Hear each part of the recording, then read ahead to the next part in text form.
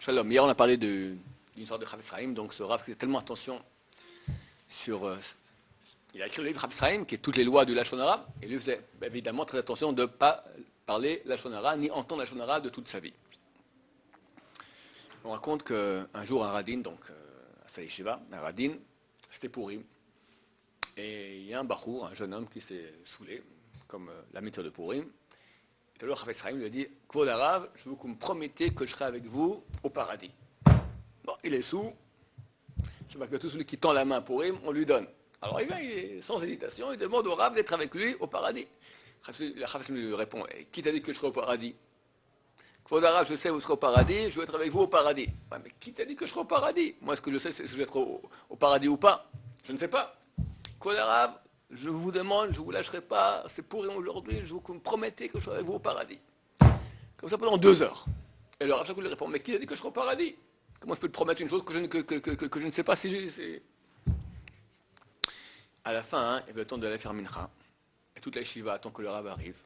Et il est encore en train de discuter.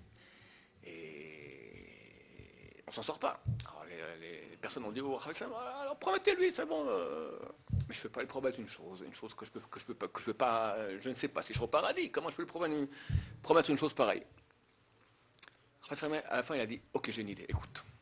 Toute ma vie, j'ai fait attention de ne jamais parler la Lashon Hara et jamais écouter la Lashon Hara. Si tu prends sur toi de ne jamais parler la Lashon Hara et de jamais entendre la Lashon Hara, alors je te promets, tu seras au paradis. Je ne sais pas si avec moi, parce que je ne sais pas si j'y serai, mais au paradis, tu seras.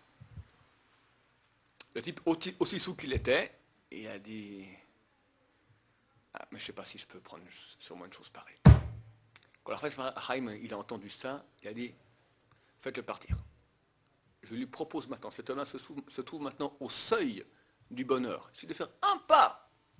Et il refuse. Ça veut dire, entre nous, Chafetz Chaim, c'est le grand génération, te promet, c'est pas des blagues. Tu fais ça, tu y es. Et tu dis, non, je veux pas, et plus voulu le voir. Nous, qu'est-ce qu'on dit? C'est pas une promesse comme ça. Pas jamais parler de Lashon Hara toute sa vie, jamais entendre, c'est vraiment une chose qui est difficile. Mais il faut comprendre, si le Chafetz Chaim n'a plus voulu le voir, c'est-à-dire que le Chafetz Chaim a compris que cet homme-là avait les capacités et que s'il prenait sur lui, alors il y aurait eu l'aide du ciel. Parce que quand on fait une décision de faire une chose, alors Dieu envoie rien que le fait de prendre une décision déjà, on crée des anges qui vont nous aider à faire cela. Si la décision elle est sincère, on crée des anges.